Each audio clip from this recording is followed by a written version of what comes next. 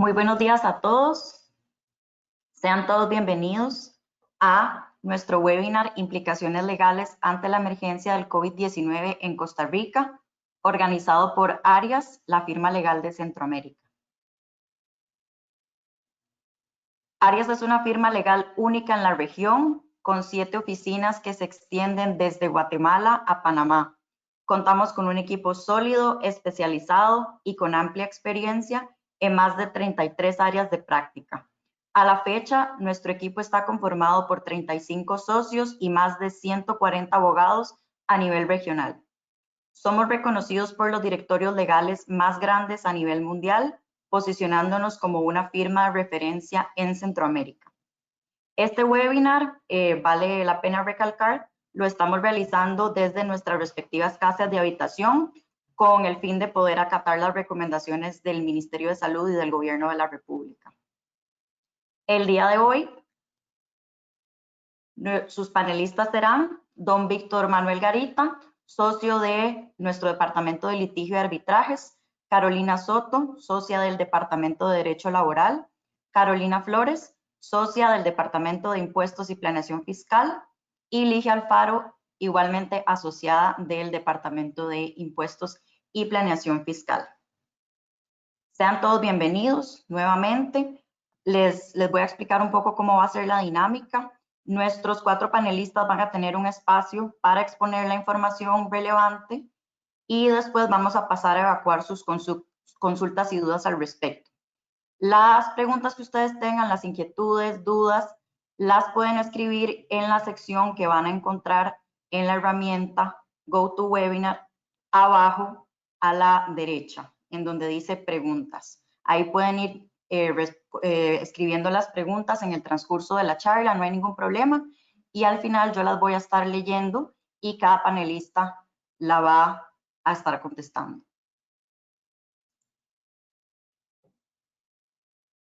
Esta mañana hablaremos con nuestros expertos sobre las principales implicaciones en materia laboral, fiscal, financiera, de contratos y protección judicial ante la crisis por el COVID-19 en Costa Rica. Vamos a iniciar con nuestro socio Víctor Garita del Departamento de Litigio y Arbitrajes. Don Víctor, adelante.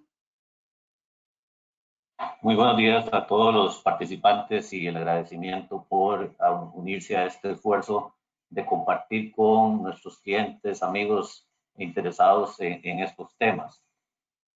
Una de las grandes inquietudes que ha generado este tema del COVID-19 es qué pasa con los contratos en los cuales estamos involucrados, ya sea como personas, como empresas, contratos de naturaleza personal como de vivienda o contratos empresariales o gestión de negocio.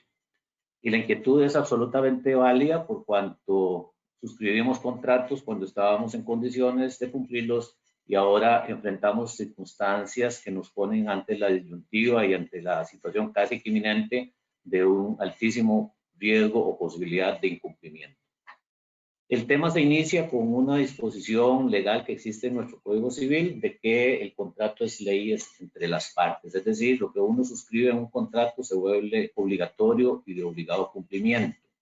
Sin embargo, nuestra legislación civil tiene una disposición antiquísima, que es el artículo 702 del Código Civil, que establece unos supuestos en los cuales, a pesar de que uno haya incumplido, es decir, a pesar de que uno no haya cumplido con las obligaciones a su cargo suscritas en un contrato que se supone ley entre las partes, uno, por decirlo de alguna manera, tiene derecho a incumplir o, por decirlo de otra manera, el incumplimiento está justificado o está exonerado o tolerado o legitimado.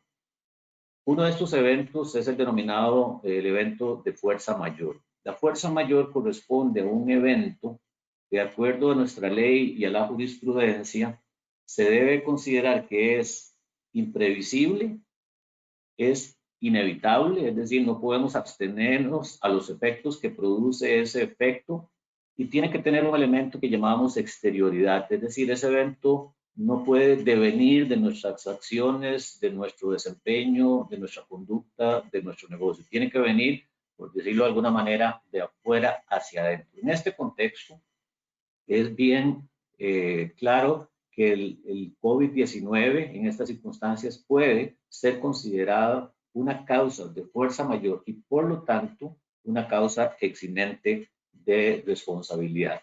Eso, desde luego, requiere varios elementos. Primero, el inequívoco o inequívoca demostración de que la causa del incumplimiento es esta pandemia y no otras causas distintas que ya podrían inclusive preexistir a esto.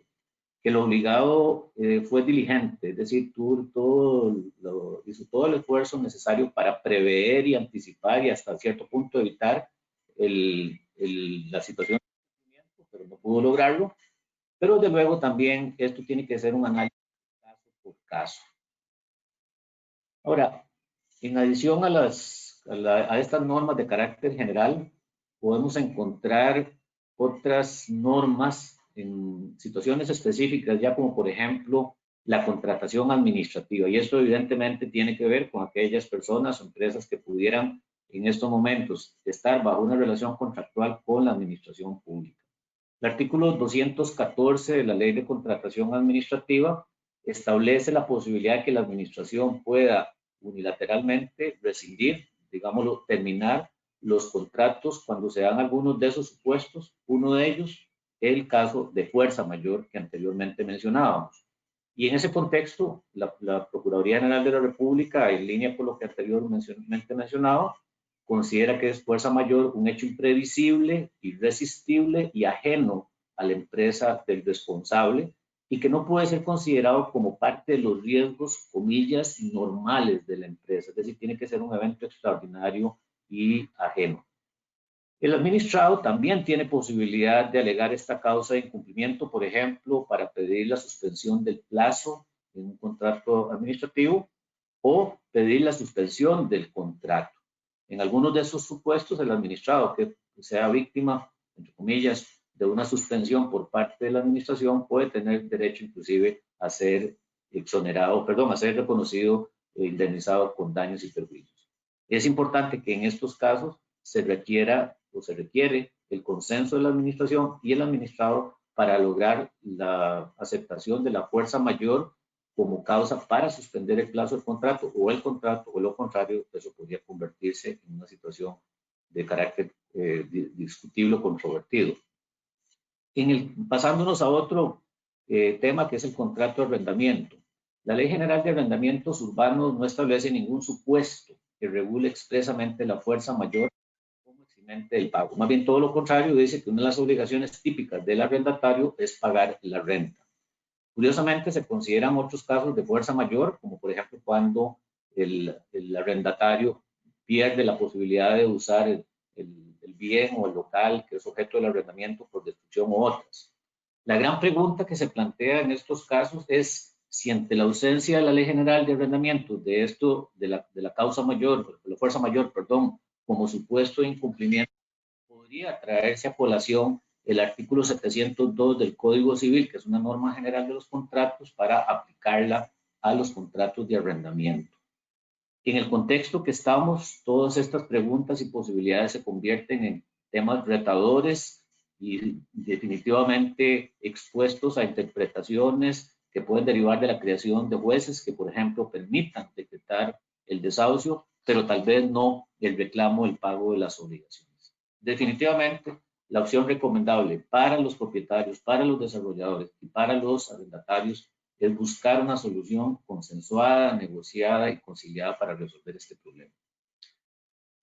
Precisamente a raíz de que no existe esa disposición, es decir, la fuerza mayor que autorice el no pago de los arrendamientos, hay un proyecto de ley en la corriente legislativa que se llama Ley de Moratoria en Desahucios Administrativos y Judiciales. Reitero, esto es un proyecto que está en estudio de una comisión.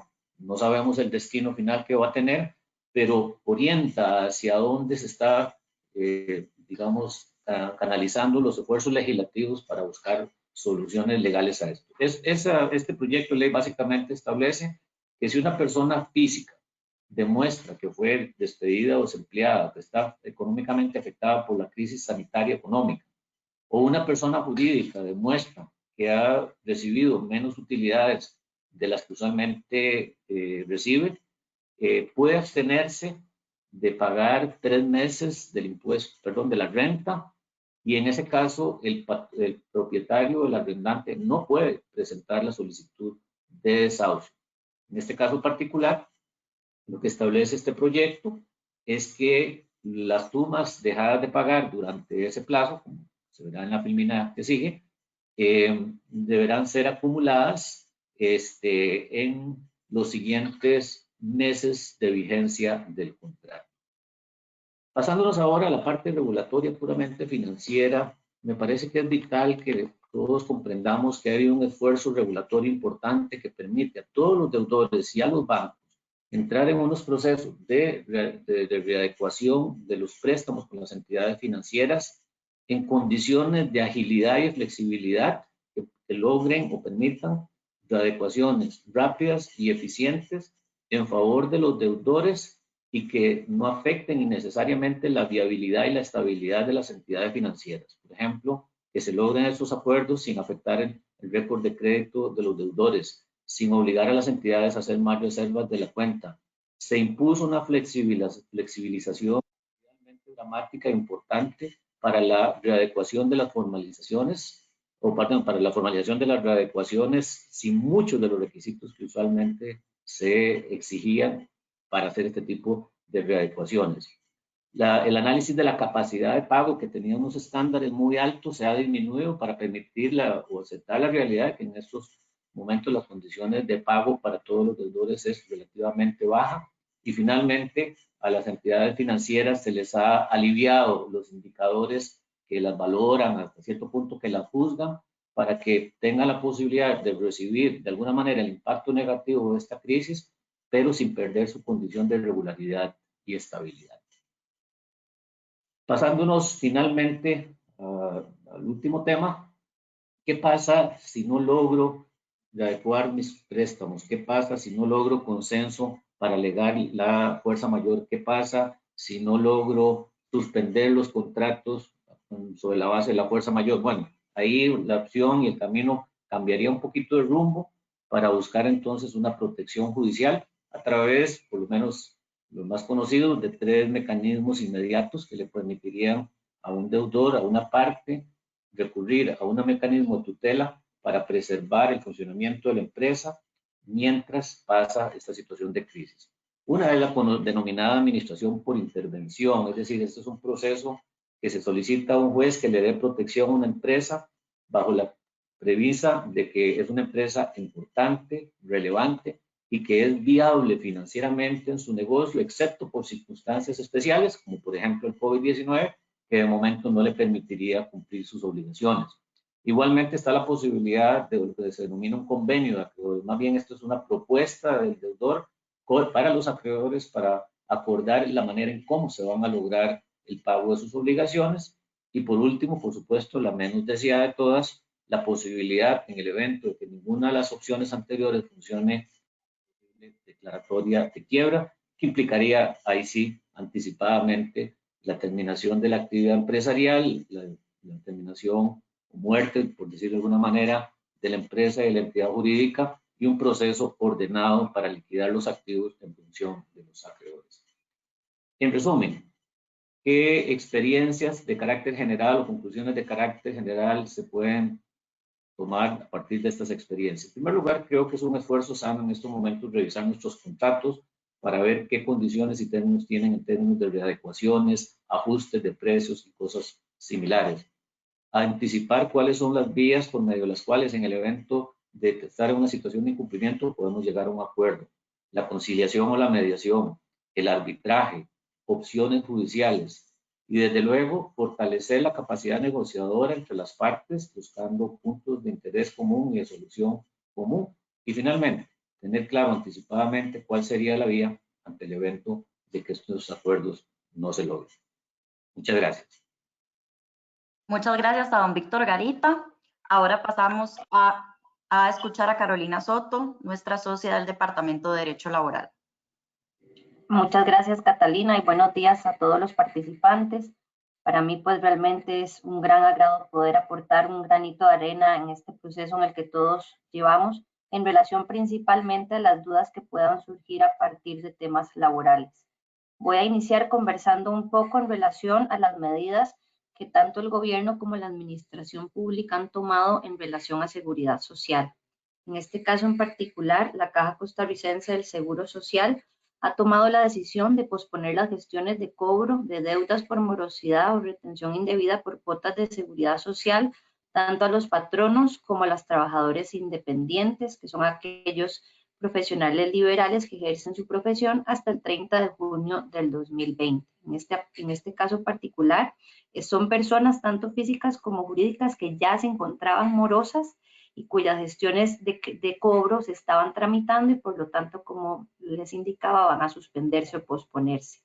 Otra de las medidas que se han tomado es la reducción de las tasas de interés para los arreglos y convenios de pago que están vigentes y para todos aquellos que se vayan a suscribir desde este momento y hasta el 31 de agosto del 2020.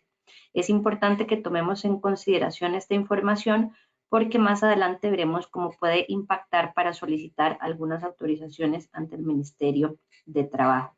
En este caso particular, en relación a las reducciones de las tasas de interés, va a reducirse a un punto de la tasa de interés. Ya no se van a cobrar el 2% por encima de la tasa básica pasiva, sino que va a ser únicamente un punto porcentual sobre esa tasa. Otra de las medidas que temporalmente se han decidido es que para aquellos patronos que se encuentren morosos, que no se encuentren morosos, y que sufran atrasos del pago durante estos meses, estos podrán suscribir un convenio de pago y cancelar como prima inicial los adeudos de los aportes de seguridad social que dispone la Ley de Protección al Trabajador. Esto hasta el próximo 31 de junio del 2020. Con esta iniciativa, la intención que se tiene es que se logre llegar a ese arreglo de pago, a este convenio, aportando, cancelando un monto realmente un poco significativo, como sería el 3% que obliga la Ley de Protección al Trabajador, y poder de esta manera suscribir esta obligación entre el patrono deudor y la Caja Costarricense del Seguro Social. En relación a los trabajadores independientes, que igualmente en este momento no se encuentran morosos, pero que podrían sufrir algún atraso debido a las circunstancias de la economía en el país, igualmente podrán suscribir un convenio de pago, cancelando como prima inicial únicamente el 5% del monto de las cuotas de seguridad social que se adeuden, esto hasta el 31 de junio del 2020. Ambas medidas tienen la intención de procurar que aquellas personas que vayan a caer en mora puedan estar al día y suscribir estos convenios, como les decía, porque tiene efectos en otras normativas relacionadas. En relación a los esfuerzos igualmente que está haciendo la Caja Costarricense del Seguro Social, se ha tomado la determinación de reducir temporalmente al 75% la base mínima contributiva para cancelar tanto seguros de salud como de pensiones en relación a los aportes patronales y de trabajadores independientes para los meses de marzo, abril y mayo del 2020. ¿Qué significa esta reducción temporal del 75% de la base mínima contributiva? Que anteriormente cualquier trabajador que percibiese un salario menor de la base mínima contributiva, su patrono debía cancelar cargas patronales sobre esa base mínima. Anteriormente, para el seguro de salud, la base era de 294.619 y con esta iniciativa pasó a ser de 73.654 colones. En el caso de las pensiones, de 275.759 a 68.639 colones. Para mayor claridad, lo que quisiera es explicarles con un caso práctico de una persona que anteriormente ganaba 150.000 colones, su patrono debía cancelar cuotas patronales sobre 294.619, por ejemplo, en el caso de seguros de salud. A partir de esta nueva directriz, esa misma persona que hoy gane 150.000 colones, su patrono cancelará cuotas patronales por ese monto, por 150.000, o inclusive en el caso que haya personal que gane 73.654 colones o 68.639, podrá el patrono declarar ese monto y cancelar cuotas únicamente sobre el salario real devengado. Esto muy probablemente se estará dando de cara a la reducción de jornadas que, como veremos más adelante, es una posibilidad. Ahora quisiera conversar sobre el procedimiento de suspensión temporal de los contratos de trabajo, que si bien es cierto, no es un procedimiento novedoso, pues ya existía dentro de nuestro Código de Trabajo en el artículo 74, ha tomado mucho mayor relevancia en las últimas semanas. El artículo 74 establece en el inciso A que en caso de que falte materia prima para poder producir el producto o continuar con las labores a las que la empresa se dedica a causa de un hecho que no pudo haber sido previsto por el patrono, el contrato de trabajo podría suspenderse. Pero en este caso particular y ante la situación que tenemos, el inciso que más nos interesa es el inciso B, que habla precisamente de las causales que don Víctor con mucho detalle nos explicaba de caso fortuito o fuerza mayor. Exactamente lo que comentábamos anteriormente, cuando hay una situación que es imprevisible e incontrolable, como es desafortunadamente esta pandemia, podemos alegar o requerir la suspensión temporal de contratos de trabajo, para lo cual el Ministerio de Trabajo sí, en el último tiempo, ha adecuado el procedimiento con la intención de que sea un procedimiento mucho más expedito, toda vez que anteriormente era un procedimiento que podía tardar mes y medio en ser resuelto por ciertos requisitos de inspección y entrevistas y otros que existían en la normativa interna del Ministerio de Trabajo. Ante la intención de flexibilizar este proceso, se ha dado una nueva formalidad, una nueva forma de realizar la solicitud y en este caso tendríamos que, como patronos, justificar los hechos en que se fundamenta la solicitud, exponerlos, dentro de ese mismo documento solicitar o explicar si la suspensión será parcial o total. Yo puedo perfectamente como empresa decidir si hay distintas áreas que pueden seguir funcionando y otras que por el contrario deben suspenderse de manera temporal, como lo mismo puedo hacer en diferentes turnos de las jornadas de trabajo que pueda tener implementadas en la empresa. Establecer un plazo aproximado para la suspensión temporal y en este caso considero que es importante ante tanta incertidumbre pues ser un poco previsores y solicitar un plazo holgado de suspensión y eventualmente si de una forma afortunada debemos prescindir de esa autorización 1 o 2 meses antes porque la situación se ha regularizado, podríamos hacerlo y no más bien llegar al plazo que hemos solicitado de la suspensión, tener que requerir nuevamente la autorización porque el plazo se nos ha vencido. En este caso también que debemos indicar los puestos para los que se pretende la suspensión temporal. Es un listado de las personas con sus nombres y correos electrónicos, así como el puesto que desempeñan para que el Ministerio de Trabajo esté informado al respecto.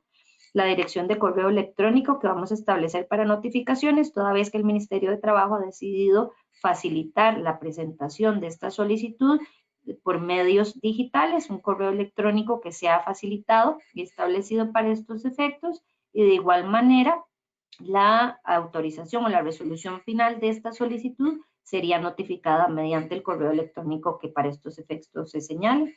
Por supuesto, la razón social de la persona jurídica que está registrada como patrono. Y como les decía anteriormente en relación a la información que teníamos sobre temas de seguridad social, en la declaración jurada que debe aportarse con esta solicitud y debe ser autenticada por abogado, se deben indicar las causas que justifican la solicitud de suspensión, se debe declarar bajo juramento que se cumple con el pago mínimo de todos los salarios en todas las posiciones, que no hay ningún trabajador que esté percibiendo menos del salario mínimo, que en todo caso ya hubiese sido un incumplimiento de la ley laboral, pero principalmente que se está al día con los pagos de las cargas sociales ante la Caja Costarricense del Seguro Social y el INSS. Y aquí es donde hace relevancia del tema que tratábamos anteriormente, de que en caso de que consideremos que por el flujo de caja o la afectación económica que la empresa está teniendo no vamos a poder cancelar nuestras obligaciones con la seguridad social, es fundamental acercarse a la caja para tratar de acordar un convenio de pago en las condiciones que anteriormente mencionábamos y así poder cumplir con los requisitos para presentar la solicitud de suspensión temporal de contratos de trabajo.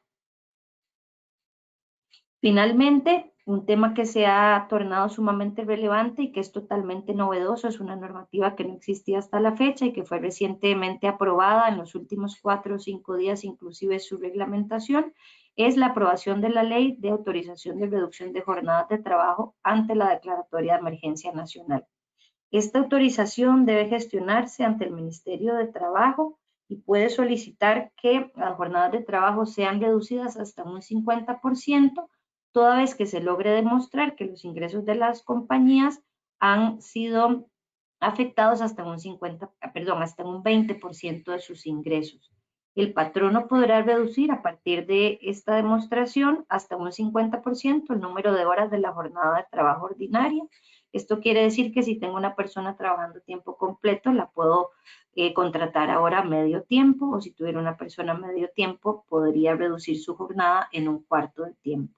Para poder presentar esta solicitud y que la misma sea bien acogida por el Ministerio de Trabajo, es importante demostrar la afectación económica que ha tenido la compañía, lo cual puede demostrarse fácilmente a través de una orden sanitaria de cierre de la cual haya sido objeto la empresa, cuando se demuestre la disminución de los ingresos brutos, como les decía anteriormente, hasta un 20% para solicitar la reducción de jornadas hasta un 50%, y que esta afectación real es a causa del suceso que provocó la declaratoria de emergencia. Nuevamente muy en línea a lo que don Víctor nos comentaba en relación a contratos comerciales. No podríamos de ninguna manera obtener esta autorización si los hechos o la justificación vienen de hechos aislados que no estén relacionados con la pandemia ni la declaratoria de emergencia. Cuando se logre demostrar incluso que la disminución de los ingresos de la compañía es de un 60% o más, y que perfectamente y lamentablemente puede suceder dadas las circunstancias, se puede solicitar una reducción de hasta un 75% de la jornada semanal. Y aquí nuevamente vuelve a hacer sentido la disposición que la Caja Costarricense del Seguro Social ha tomado en relación a disminuir la base mínima contributiva. Si yo reduzco jornadas hasta un 75%, es muy probable que tenga personas ganando únicamente 100,000 colones por mes o hasta 78,000 y 68,000, como veíamos que son las nuevas bases mínimas contributivas. Esto con el fin de no generar costos adicionales a los patronos cuando en realidad están haciendo un esfuerzo para cancelar algún monto de salario a su personal. El patrono deberá iniciar el proceso de autorización ante el Ministerio de Trabajo en un plazo máximo de 3 días hábiles posterior a la reducción. Esto quiere decir que yo podría, por ejemplo, comunicarle a mis empleados que voy a empezar a reducir jornadas a partir de hoy y tendría 3 días hábiles para presentar esta solicitud. Si no presento la solicitud en ese plazo, podría la empresa ser objeto de multas y sanciones de parte del Ministerio de Trabajo por haber incumplido la normativa que está vigente. Y finalmente, esta reducción de jornada se podrá establecer inicialmente por un plazo de hasta 3 meses y podrá ser prorrogable por 2 periodos iguales, lo que significa que eventualmente la decisión o la medida que yo podría tomar internamente es reducir jornadas hasta por un plazo máximo de 9 meses. Muchas gracias. Muchas gracias a doña Carolina Soto. Ahora vamos a pasar a escuchar a Carolina Flores y Ligia Alfaro del área de impuestos y planeación fiscal. Muchas gracias. Buenos días. En el tema fiscal, pues también se han emitido algunas regulaciones para aliviar la carga de los contribuyentes en esta época. Básicamente en 3 frentes: en el frente del impuesto de valor agregado, en impuesto de la renta y también en el frente de los aranceles. Me voy a referir primero al tema del IVA, del impuesto al valor agregado. Es importante, digamos, para dar un poco de contexto, que las medidas que se han emitido son medidas de moratoria, es decir, son medidas que ayudarán a los contribuyentes a aliviar el tema de flujo de los meses de marzo, abril y mayo, pero no se han emitido medidas que eliminen la obligación de pago de los impuestos. En el caso del IVA, la moratoria consiste en el aplazamiento del pago del impuesto durante los meses de marzo, abril y mayo del 2020 para todos los obligados a pagar al fisco el impuesto al valor agregado. No se elimina la obligación de cobrar y pagar el IVA en las compras de bienes y servicios. Esto es importante porque sí se puede prestar a confusión y se ha prestado a confusión en contribuyentes que creen que durante estos meses los comercios y contribuyentes que tienen que cobrar el IVA no tienen que cobrar el IVA en sus servicios o en la venta de productos. Esto no es así. El IVA se sigue cobrando y los consumidores lo seguimos pagando. La diferencia es que el contribuyente, o sea, la empresa que cobró el impuesto, no está obligado a pagárselo al fisco durante estos meses. La moratoria del impuesto del IVA aplica para todas aquellas empresas o trabajadores independientes que son contribuyentes del impuesto al valor agregado. También es importante aclarar que las medidas son opcionales, es decir, el contribuyente que puede y prefiere seguir pagando al mes sus obligaciones de IVA lo puede hacer. El que no lo desea, pues se acoge a la moratoria. Todas aquellas empresas o trabajadores independientes sí deben presentar su declaración mensual del impuesto al valor agregado, tal como lo han venido haciendo, es decir, a más tardar el día 15 de cada mes. La moratoria no aplica para la presentación de la declaración. Este deber formal de presentar la declaración se mantiene y todos los contribuyentes lo deben seguir haciendo. No es necesario que se realice el pago del impuesto en ese plazo, sino que el pago del impuesto lo podrán hacer en los siguientes meses, siempre y cuando sea antes del 31 de diciembre del 2020. Por eso decíamos, se trata de una moratoria. Una vez cumplido el plazo de la moratoria, es decir, después de mayo, los contribuyentes pueden empezar a pagar el impuesto de valor agregado que se debió pagar en los meses de marzo, abril y mayo, de la forma en que lo puedan hacer, siempre y cuando terminen de pagar el monto total antes del 31 de diciembre de 2020. La otra posibilidad, si es que el contribuyente no puede pagar el impuesto de valor agregado de estos 3 meses antes del 31 de diciembre, es solicitar un arreglo de pago con la administración tributaria al que no se le van a aplicar ni intereses ni multas. Sin embargo, si el contribuyente no tiene un arreglo de pago antes del 31 de diciembre de 2020 y no paga su impuesto del valor agregado a partir de enero del 2021, sí aplicarán intereses, multas y sanciones a aquellas empresas que no hayan realizado el pago.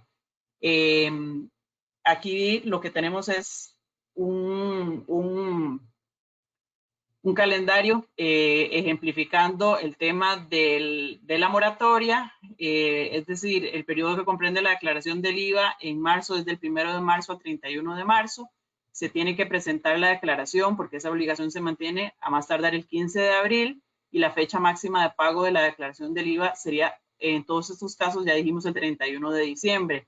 En el caso de abril, el periodo que comprende la declaración del IVA va de 1 de abril a 30 de abril. Se debe presentar la declaración al más tardar el 15 de mayo. Y en la declaración de mayo 2020, el periodo comprendido desde el 1 de mayo al 31 de mayo, fecha máxima de presentar la declaración es el 15 de junio. Y como dijimos, fecha máxima de pago es el 31 de diciembre, a menos que el contribuyente consiga o negocie un arreglo de pago con la administración.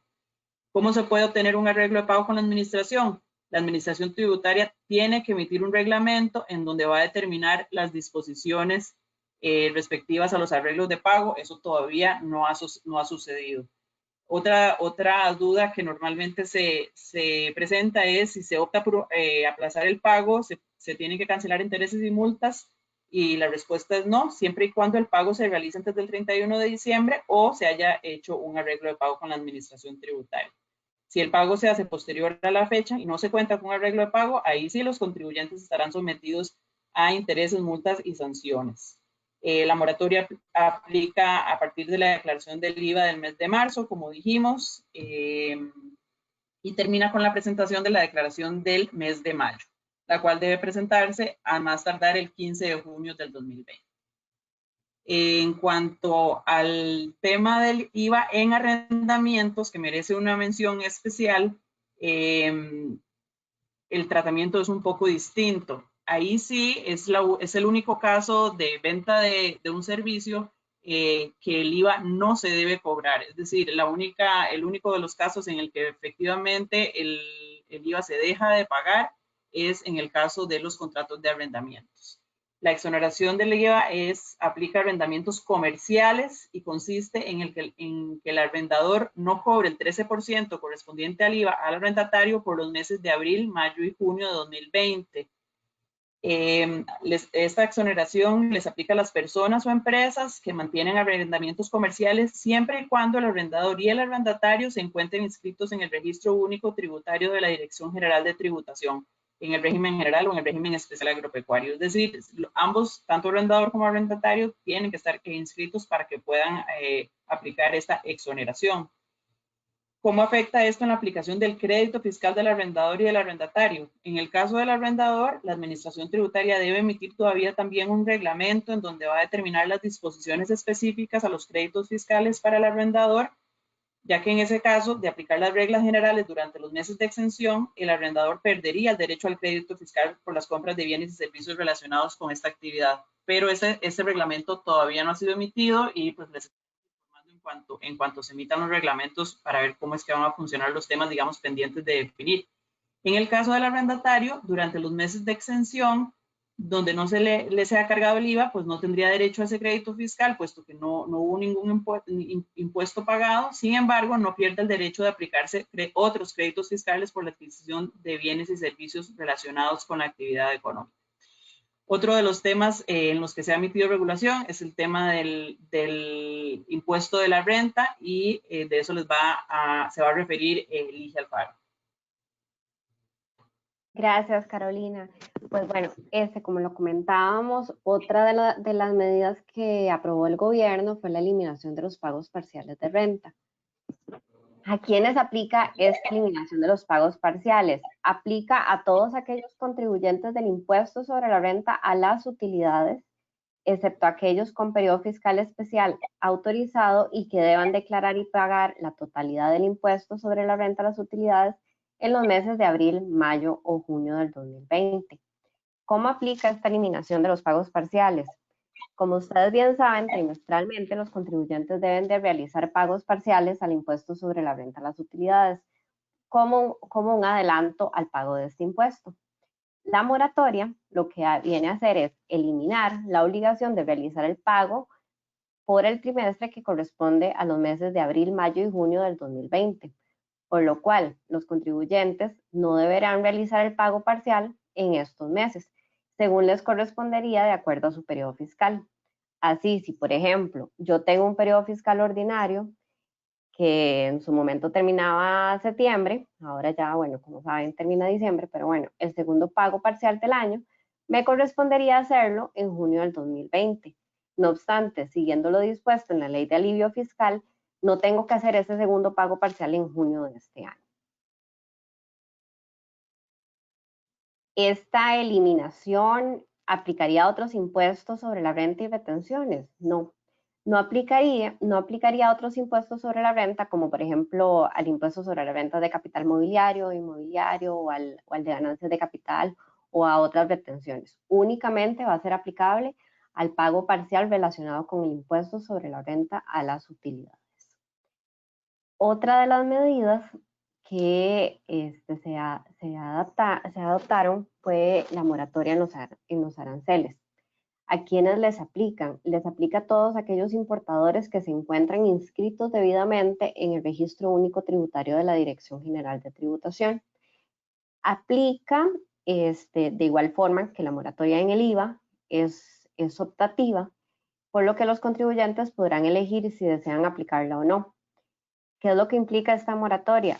Que los contribuyentes pueden optar por introducir mercancías al territorio nacional durante los meses de abril, mayo y junio, aplazando el pago de los aranceles correspondientes hasta el 31 de diciembre del 2020 o según se acuerde con la Administración Tributaria, porque en estos casos también es posible hacer un arreglo de pago.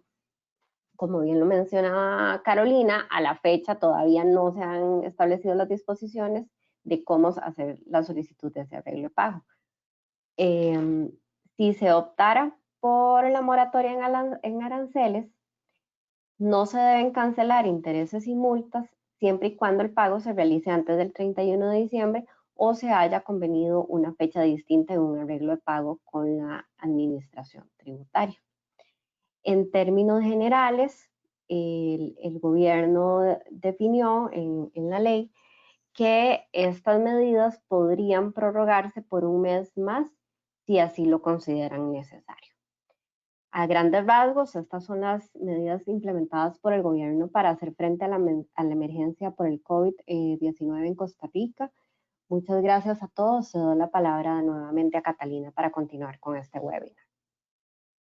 Muchas gracias a todos por su atención. Ahora vamos a proceder al espacio de preguntas y bueno, nuestros panelistas las van a estar contestando. Les recuerdo que las pueden redactar en la sección llamada preguntas que pueden encontrar en la esquina inferior derecha del programa.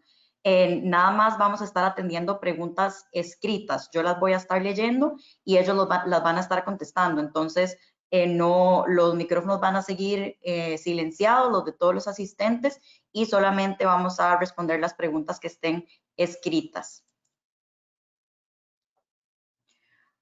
Nos pregunta Carla Ramírez que si los contratos a los que se refieren son los contratos laborales. Tal vez don Víctor nos hace el favor de contestar esa pregunta. Bueno, en realidad, en lo que corresponde a mi presentación, yo me refería más bien a contratos de naturaleza comercial o civil o contratos con administración, en los que ya comentaba, existe la posibilidad de alegar la fuerza mayor dada en la pandemia o el COVID-19 como una causa legítima para no cumplir. Y evidentemente en otra parte de la exposición, que es la que corresponde a Carolina Soto, se hablaba de los contratos de trabajo, pero en la parte que yo me refería a contratos de arrendamiento, contratos con administración y en general contratos de carácter privado, civil o comercial. Muchas gracias, don Víctor. Beatriz Cordero pregunta qué empresas podrán acogerse a la reducción de la base mínima contributiva, el aporte patronal y obrero. Doña Carolina, tal vez. Sí, muchas gracias. En este caso, cualquier empresa puede acogerse a esta medida en el tanto y en el cuanto sus trabajadores, derivada de cualquier otra decisión que se haya tomado, como por ejemplo la reducción de jornadas, perciban un salario real que esté por debajo de la anterior base mínima contributiva y, como decíamos en la presentación, ya sea por encima de la nueva base contributiva que se establece, siempre y cuando ese sea el salario real devengado. Muchas gracias. Ricardo Izquierdo pregunta qué pasa si una empresa tenía morosidad con la Caja Costarricense de Seguro Social antes de la declaratoria de emergencia, si esta empresa se puede suscribir al convenio absteniéndose del pago de la prima del convenio. En este caso no se podría abstener de la prima del convenio. Si ya había un acercamiento, vamos a ver, recordemos que para aquellas personas que ya estaban morosas y no tenían un convenio de pago suscrito, las gestiones de cobro se van a detener, pero el Estado sería igualmente moroso. Como moroso no se podría, por ejemplo, implementar o aplicar la reducción de jornadas, mi recomendación en este caso es hacer un acercamiento a la Administración de Seguridad Social para tratar de entrar en un convenio, un acuerdo de pago, que en este momento en particular las condiciones que principalmente se están estableciendo es que esa prima sería de únicamente cancelar lo que corresponde a la Ley de Protección al Trabajador. Vale la pena hacer este acercamiento con el fin de poder regularizar el estatus moroso de la compañía y eventualmente si se quieren utilizar algunas otras herramientas que se están poniendo a disposición de las empresas, se pueda hacer. Ricardo Izquierdo también pregunta que si puede aplicar la suspensión laboral de forma diferenciada, o sea que si algunos puestos pueden reducir un 50% y otros el 25%. Así es, vamos a ver, en relación a reducción de jornadas podemos decidir igualmente cuáles son los puestos a los cuales vamos a reducirle la jornada. Si es en más de un 90% de la población, debemos tener cuidado en que se vaya a suspender en una proporción de igualdad de género y no generar ningún tipo de discriminación. Si estamos hablando de una suspensión de contratos de trabajo, perfectamente podemos también discriminar o decidir cuáles son los puestos que en este momento requieren ser suspendidos y cuáles no. De igual manera, si con el paso del tiempo es que vamos a ir suspendiendo y reduciendo jornadas, podemos hacer esa explicación siempre y cuando esté fundamentada y justificada en ambas solicitudes para que el Ministerio de Trabajo tenga conocimiento y las apruebe en ese sentido. También yo lo que comentaba o recomendaba, porque sé que muchas empresas están haciendo un esfuerzo enorme por tratar de cancelar a sus trabajadores los salarios, es solicitar este tipo de autorizaciones, digamos, al extremo más alto, pensar en la suspensión de todos los contratos de trabajo o en la reducción de jornadas incluso hasta un 75%, pero si la realidad y la capacidad financiera de mi empresa me permite no tener que llegar hasta ahí, puedo hacerlo, porque es un beneficio que viene en pro del trabajador y yo podría hacerlo a pesar de estar autorizada a una suspensión total o una reducción de jornada de hasta un 75%. Leopoldo Martínez pregunta, que me parece que ya también doña Carolina lo aclaró un poco, pero por si quiere agregar alguna otra cosa. Si un patrono está atrasado en 1 o 2 meses en el pago de la Caja Costarricense de Seguro Social, si puede tramitar la reducción de jornada laboral. Lamentablemente no podría porque la normativa es expresa, hay que dar fe, declarar bajo la fe de juramento que se está al día con la Caja y con el INSS. En ese caso, como ya en efecto comentaba, mi recomendación es hacer el acercamiento porque en este momento la administración está sumamente dispuesta a poder escuchar y entrar en acuerdos y convenios de pago con condiciones mucho más favorables que las que existían anteriormente.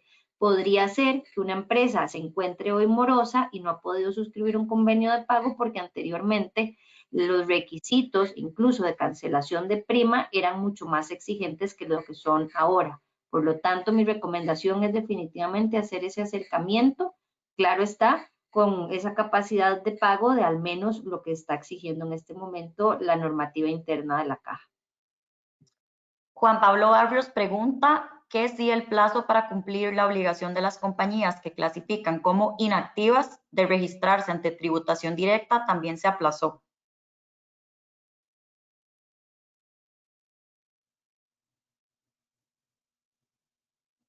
Tal vez Ligia, si nos puede ayudar con esta pregunta. Gracias, Catalina. ¿Me la podrías repetir, por favor? Claro. El plazo para cumplir la obligación de las compañías que clasifican como inactivas de registrarse ante tributación directa, si también fue aplazado. No. En este caso, la presentación de las declaraciones de 140 de actualización de datos se mantiene conforme a la disposición que se había emitido en diciembre. Vale recordar que lo que se está aplazando no es la presentación de declaraciones, sino es el pago. En el caso de las sociedades inactivas, la declaración que se presenta es en cumplimiento de un deber formal meramente de actualización de datos. Entonces, en este caso no se aplaza la presentación de esta declaración mediante el formulario de 140 a través de la plataforma de la ATV. Muchas gracias. Eduardo Quesada pregunta acerca del concepto de arrendamiento comercial. Pide que sí pueden ampliar el concepto de la palabra comercial en específico, que sí puede interpretarse que un leasing de un vehículo cae en este concepto de arrendamiento. En la ley esto todavía no es claro. Habría que esperar a la publicación del reglamento para ver si se explica un poco más el concepto de arrendamiento comercial. Muchas gracias.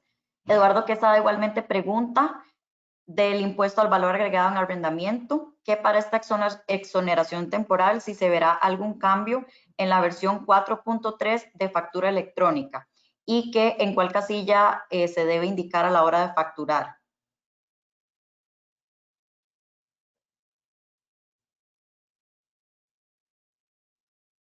Pues lo que se establece en este caso es una exención. Entonces, al momento de facturar, lo que se debe indicar es exento únicamente por estos meses y para efectos de arrendamiento.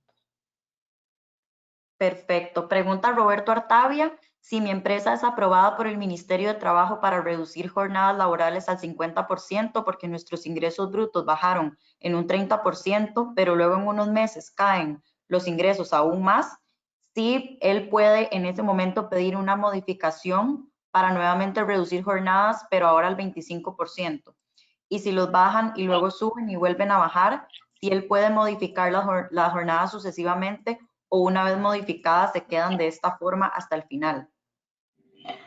La normativa lo que busca es la estabilidad en el empleo, no solo para el trabajador, sino también la estabilidad económica de la empresa, ¿verdad? Aquí toda la normativa que se ha emitido es pensando en los intereses de ambas partes. Es por esta razón que yo me atrevo a decir que en el momento en que las circunstancias reales de la compañía cambien y hay una forma de demostrarlo sin lugar a dudas, perfectamente puede hacerse esa solicitud. También lo que yo decía, por ejemplo, que recomendaba es que si yo en este momento tengo una disminución de mi ingreso por más del 60%, solicitar la reducción de la jornada en un 75%, y si por alguna muy buena razón dentro de 1, 2 o 2 meses logro que mis ingresos vuelvan a subir, de manera unilateral podría decidir subir la jornada un 50%, lo que significa que sube el ingreso de mi trabajador y yo lo estoy beneficiando. Esa es una posibilidad. Si por el contrario tengo que hacerlo diferente, en este momento mis ingresos únicamente han disminuido un 20, 30 o 40 y eso me da posibilidad de solicitar el 50% de la reducción de jornada y posteriormente siguen bajando más de un 60%, ahí sí tendría la obligación de hacer una nueva solicitud demostrando que eso es lo que ha sucedido para poder reducir la jornada en un 25%. Recapitulando, conforme vayan cambiando mis circunstancias, puedo hacer la solicitud. Si las circunstancias mejoran dentro de la autorización que yo ya tengo, por ser esto en beneficio del trabajador, podría aplicarlo sin necesidad de realizar un trámite nuevo. Pregunta Luis Herrera que si una persona con más de 4 meses de morosidad en arrendamiento puede alegar la fuerza mayor. Tal vez para don Víctor esa pregunta.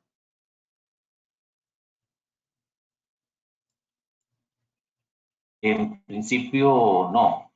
Como mencionaba en mi exposición, tiene que haber una conexión directa entre el acaecimiento de la fuerza mayor y mi situación actual de incumplimiento. Por esa razón, no es posible que si yo venía en una situación de mora antes de la entrada en vigencia o el acaecimiento de la pandemia, intente sustentar una fuerza mayor en una causal que no está relacionado con el acaecimiento de la pandemia. Tiene que haber una relación directa e inmediata entre el hecho en el cual sustento la fuerza mayor, en este caso la pandemia, y la situación de incumplimiento.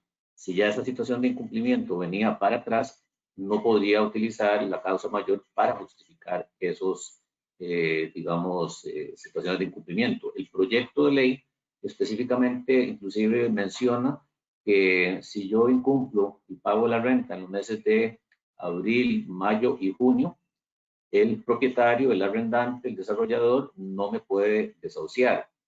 Eso interpretado digamos, sistemáticamente con lo que mencionaba, haría concluir que si los meses de arrendamiento que yo dejé pagar fueron enero, febrero y marzo, no estarían cubiertos, por ejemplo, por esa ley, si es que llegara a ser ley de la República, y finalmente tampoco estaría cubierto bajo la interpretación que se hace de la fuerza mayor, que tiene que ser la causa directa de la razón por la cual yo no pagué.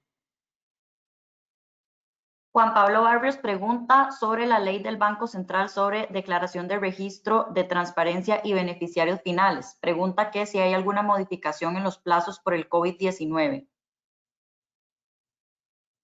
No, no hay ninguna modificación. Incluso me estaban informando que ya se publicó una primera lista preliminar minutos atrás.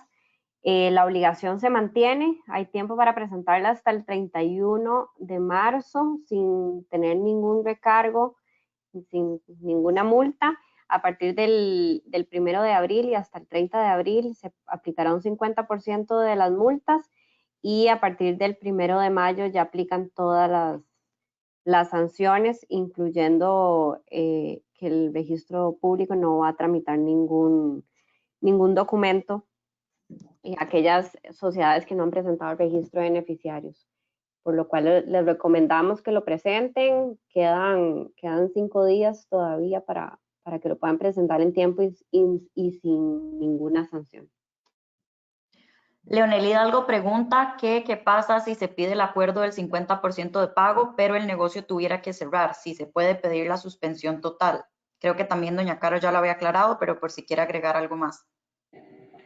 Así es, en efecto, si las circunstancias cambian y, por ejemplo, yo tengo una orden de cierre del gobierno, ¿verdad? Yo estaba haciendo un esfuerzo y me quiero referir, por ejemplo, en este caso a los restaurantes que en este momento tienen la capacidad de estar abiertos al 50%.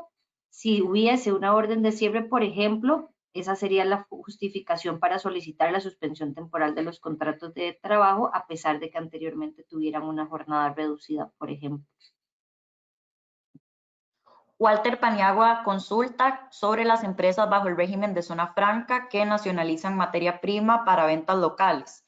Pregunta que cuál sería el procedimiento a seguir para el pago de los impuestos de importación. Bueno, básicamente lo que se establece en la ley no distingue si es una empresa en zona franca o no.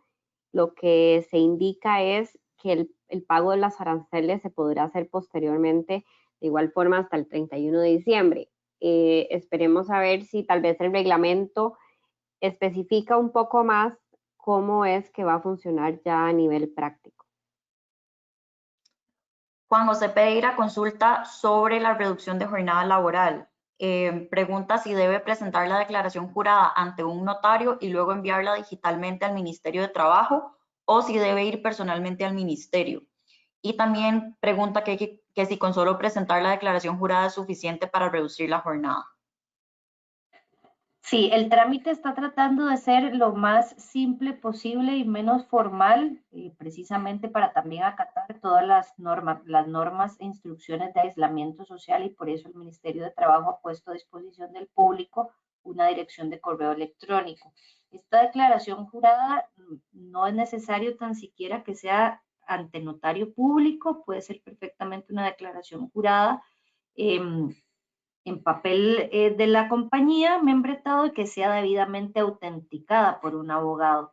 Esa declaración jurada sería suficiente para justificar la solicitud, en el tanto y en el cuanto se declare bajo la fe del juramento todas las circunstancias que están afectando a la compañía.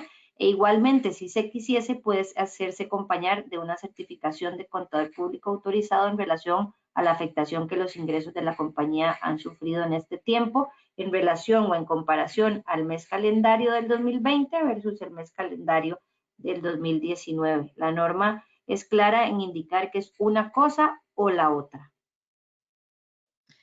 Mildred Abarca pregunta sobre el caso de los contratos de outsourcing por servicios de limpieza. Pregunta que si, por ejemplo, se puede hacer una suspensión del contrato con la empresa proveedora de servicios aduciendo causas de fuerza mayor. En este caso, incluso me atrevo a decir que es una respuesta que deberíamos dar don Víctor y yo en conjunto, porque los contratos outsourcing, si bien es cierto, se regulan de forma comercial entre el destinatario final del servicio y la empresa que lo terciariza, también tiene una relación entre la persona que brinda el servicio, en este caso, la persona que provee los servicios de limpieza directamente, y esta empresa terciarizadora. Si por motivo de la relación entre el destinatario final del servicio y la empresa de outsourcing, la persona que brinda el servicio de limpieza ya no tiene labores, por ejemplo, el destinatario final tiene sus oficinas cerradas y por lo tanto yo no las puedo ir a limpiar, esa sería la justificación para que la empresa terciarizadora de servicios, outsourcing, solicita ante el Ministerio de Trabajo la suspensión de los contratos laborales con su personal, con las personas que van a realizar la limpieza. Ya desde un punto de vista comercial se tendrá que resolver el contrato, la relación que hay entre el destinatario final del servicio y la empresa outsourcing. Pero en lo que a materia laboral corresponde y lo que afecta a este personal de limpieza, Si hay una imposibilidad material derivada de la pandemia para que ellos puedan realizar sus labores, la solicitud de suspensión podría realizarse y precisamente esa sería la justificación. Por ejemplo, yo los he contratado para que limpien X oficina y esa oficina, derivada de la declaratoria de emergencia, está cerrada desde tal fecha. Eso sigue siendo pues una causa mayor que no se pudo prever porque al final viene siendo derivado igualmente de la pandemia. Ahí lo importante sería pues hacer la redacción correcta y detallada y la descripción de la relación que hay entre una empresa y la otra para poder justificar esa solicitud de suspensión de contrato de trabajo. Ricardo Izquierdo pregunta sobre la reducción de la jornada laboral. Lo que dice es que el panelista indicó que si se debe estar al día con la Caja Costarricense de Seguro Social, que eso fue lo que él entendió, pero que en la ley 9832 no lo indica. En este caso, en efecto, es para la suspensión de los contratos de trabajo que debe estarse al día con, expresamente lo establece así, que debe estarse al día tanto con el pago de la Caja Costarricense de Seguro Social como con el INSS, la declaración jurada así debe indicarlo. Carla Chinchilla consulta que cuál es el tiempo de respuesta del Ministerio de Trabajo luego de presentar la solicitud, ya sea por reducción o suspensión. En tesis de principio y según los comunicados que han habido de parte de este ente ministerial, debería ser un plazo máximo de 1 semana. Antes de continuar. Perdón, Catalina, quisiera agregar, que tal vez no lo dijimos durante la presentación, que cualquiera de estos dos trámites tiene efectos retroactivos. Yo puedo presentar mi solicitud hoy, a pesar de que tenga ya 3 días de haber reducido la jornada. Puedo presentar mi solicitud hoy, a pesar de que tenga ya 1 semana de haber suspendido los contratos de trabajo. Y cuando el Ministerio de Trabajo me conteste o me resuelva, en principio dentro de 1 semana, esa resolución va a tener efectos retroactivos. Quiere decir que cubre el periodo desde el cual yo inicié tanto la reducción como la suspensión del contrato. Antes de continuar con las preguntas, nos indica don Víctor que le gustaría ampliar sobre los contratos de outsourcing. Entonces, adelante, don Víctor. Gracias, Catalina. En efecto, como Carolina mencionó, hasta el tema de la relación del prestador de los servicios de outsourcing en relación con sus propios empleados y toda la dinámica propia del contrato de trabajo, entre ellas la suspensión. Y la razón por la cual quería referirme a esto es para hacer evidente una particularidad que tienen, una diferencia que tiene la contratación laboral respecto a la contratación civil o mercantil. El contrato de outsourcing, en términos generales, es un contrato de servicio, digamos, regido por la legislación civil o comercial, dependiendo cómo la analice uno. Pero lo que quisiera mencionar es que, como ustedes ven, la fuerza mayor en materia laboral autoriza la suspensión del contrato de trabajo. En el caso de los contratos civiles y mercantiles, una particularidad de la fuerza mayor es que lo que expresamente se autoriza es el incumplimiento, es decir, autoriza el no cumplir, el no ejecutar la prestación debida y obligada ante el acaecimiento de una fuerza mayor, o sea, un evento impredecible al que no me puedo resistir y que no puedo evitar y que me impide prestar ese servicio.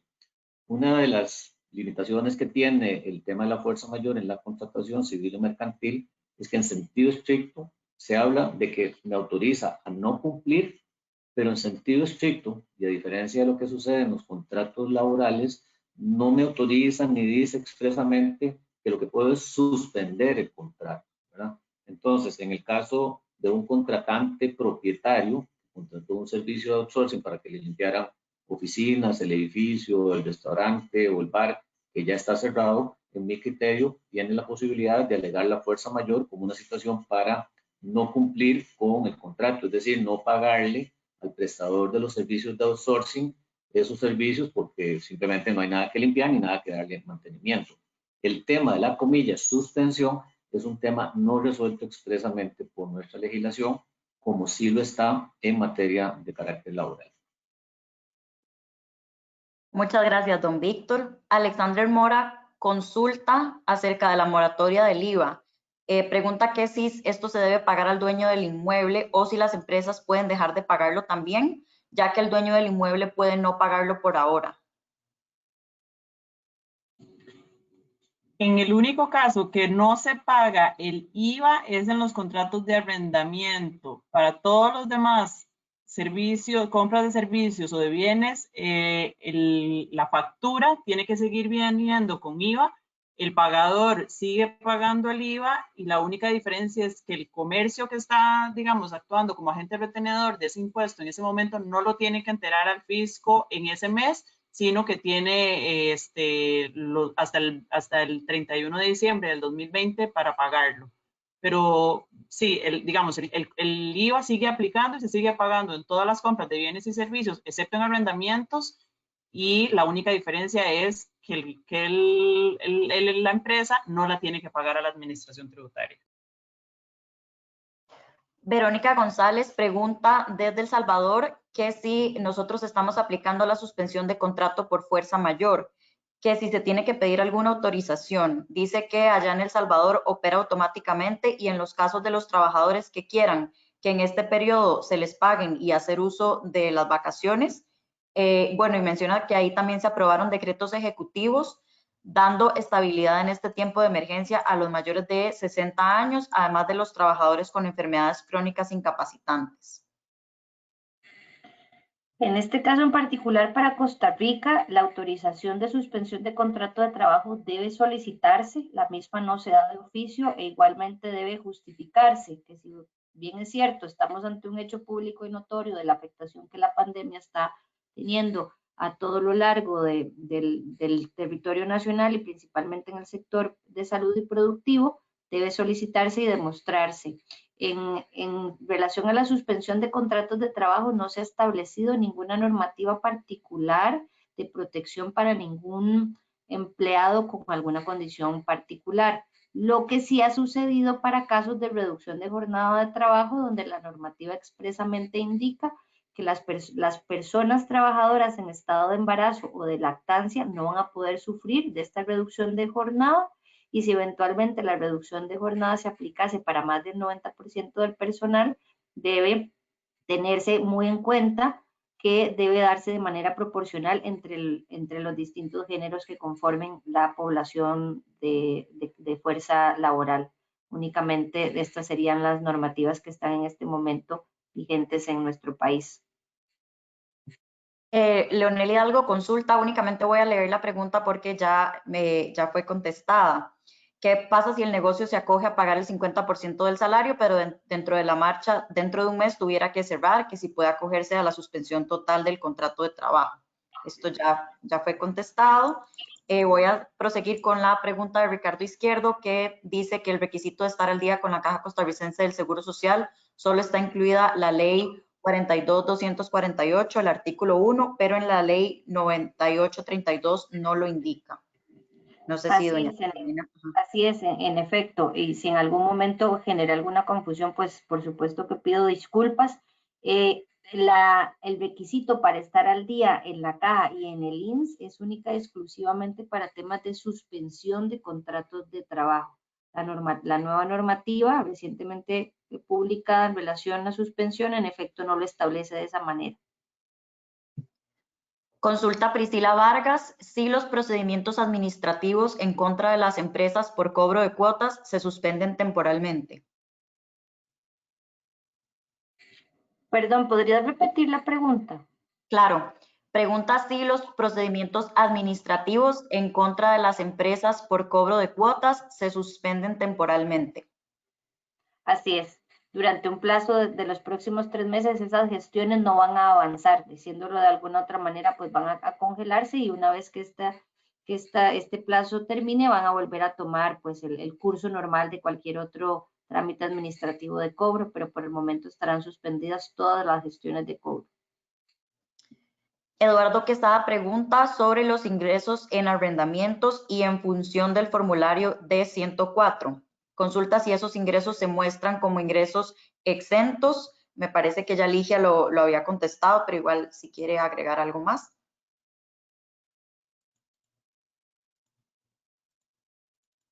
Sí, para los meses en los que aplica la exención del IVA al arrendamiento, esos ingresos sí van a ser, pues se tienen que declarar como exentos.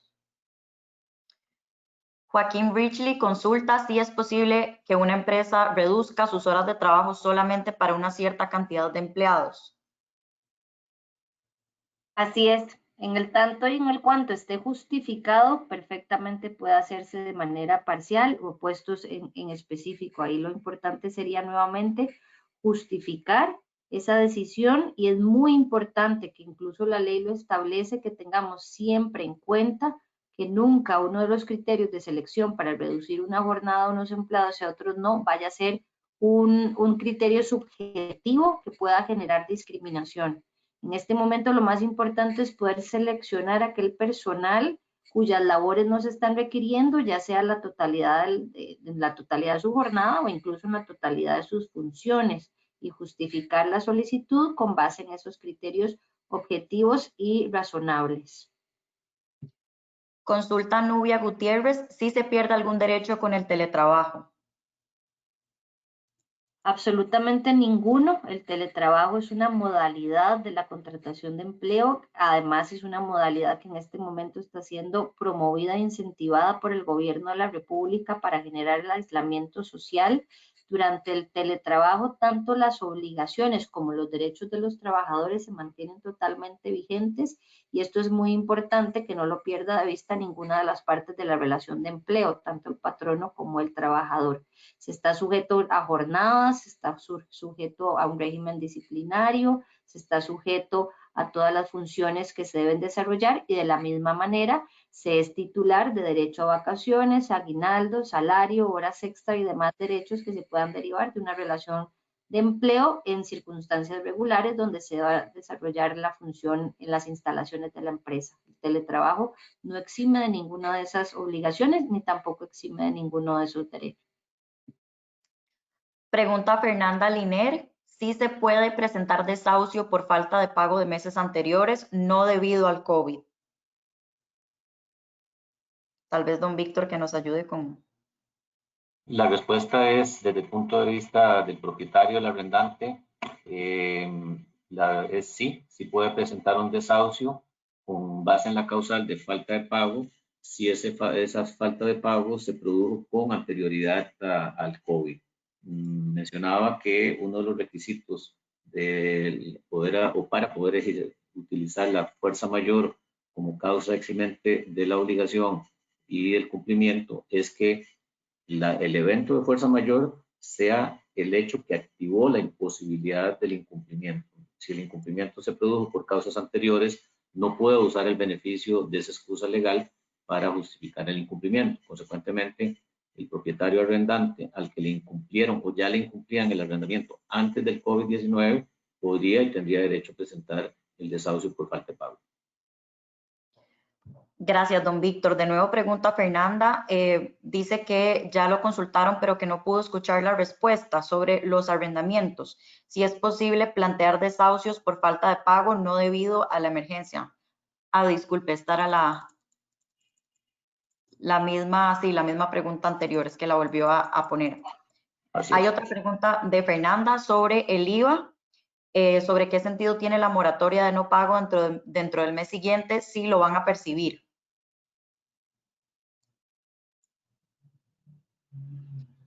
No me queda claro si entiendo la pregunta, pero bueno, el sentido, tal vez para explicar un poco, la idea de la moratoria es que las empresas siguen cobrando el IVA, pero no tienen que pagar a la administración tributaria, ayuda con el flujo, es decir, es dinero que sí ingresa a las empresas en las ventas que hagan. Obviamente, pues hay empresas que no van a tener muchas ventas porque la economía está, pues no está funcionando a toda máquina, pero bueno, las empresas que sí tengan ventas siguen cobrando ese impuesto, el consumidor lo tiene que pagar, y ese dinero pues todavía se puede utilizar por la empresa para atender otras necesidades durante estos meses, puesto que no solo tienen que pagar a la administración tributaria, sino hasta después de el mes de mayo. Es esperando que en este momento pues ya se haya un poco restablecido la normalidad de las actividades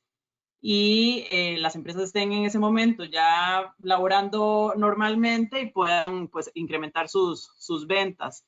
Obviamente si el periodo de la cuarentena, etcétera, se extiende, pues probablemente la administración tendrá también que emitir otras regulaciones al respecto. Pero bueno, la idea es aliviar el flujo de caja de las empresas que pueden seguir cobrando el IVA y ese dinero que ingresa en sus cuentas, pues pueden utilizarlo para otros fines durante estos meses, como por ejemplo podría ser, no sé, pago de salarios, etcétera. No lo tienen que pagar a la administración, sino que tienen después hasta final de año.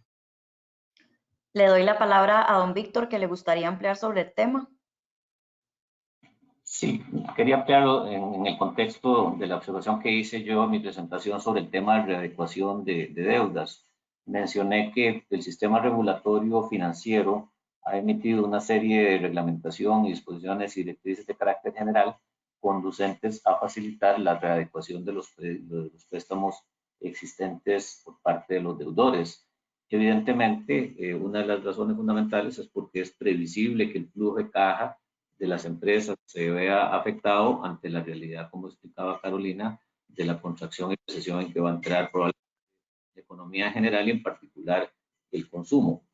La opción que aquí se está presentando, si ustedes lo ven de alguna manera, como lo explicó Carolina, es una especie de financiamiento, es una especie de préstamo sin intereses que puedo usar de los dineros que por el IVA recoja hoy y que los puedo usar como mi capital de trabajo y finalmente pagarlos a final de año o hacer una adecuación, un acuerdo de pago con la administración.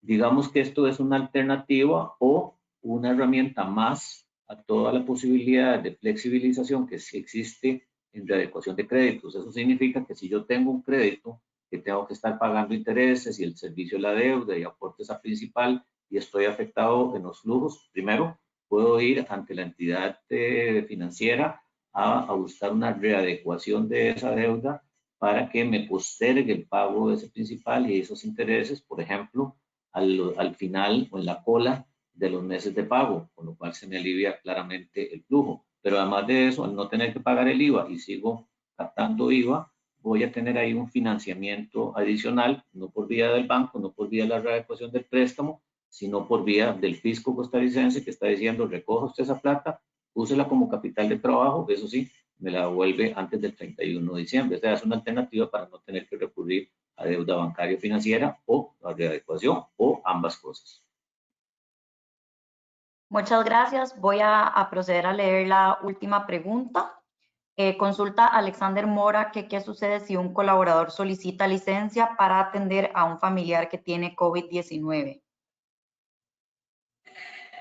Bueno, pues es una pregunta bastante interesante, principalmente porque las licencias que actualmente existen vigentes en la normativa es para atender parientes en fase terminal. Y si bien es cierto el COVID es una enfermedad muy agresiva, pues gracias a Dios hasta el momento las personas que han entrado en esa fase son muy pocas. Lo que podría analizarse en el momento en que sale, porque vamos a ver, y ahí me voy a devolver un poquito. El patrono tiene la posibilidad, si así lo quisiese, de manera discrecional, de conceder esa licencia si esta persona primero logra demostrarlo. Ahora me surge la duda conforme voy pensando en el escenario que estamos planteando, que cuidar a una persona con COVID-19 probablemente es muy poco probable por el contagio, ¿verdad? Esta persona incluso tiene que estar aislada y probablemente serán los funcionarios del sistema de salud quien lo atenderá, pero si por el motivo que fuera, esa fuera la necesidad, el planteamiento debería venir incluso desde el centro de salud, que le emite una incapacidad, como sucedería en las licencias para atender personas en fase terminal, es el centro de salud quien emite esa incapacidad y el patrono tiene que acatarla. Si esa no fuera una posibilidad, el patrono tiene a discreción la posibilidad de querer otorgar una licencia, ya sea con o sin goce de salario, con base en unas circunstancias como la que discutimos y le queda total y completamente a su discrecionalidad.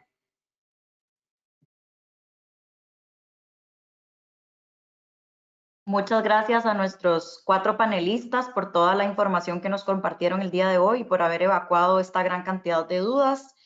Muchas gracias también a todos ustedes por conectarse, por asistir y por la atención en este webinar sobre implicaciones legales ante la emergencia del COVID-19 en Costa Rica, organizado por áreas.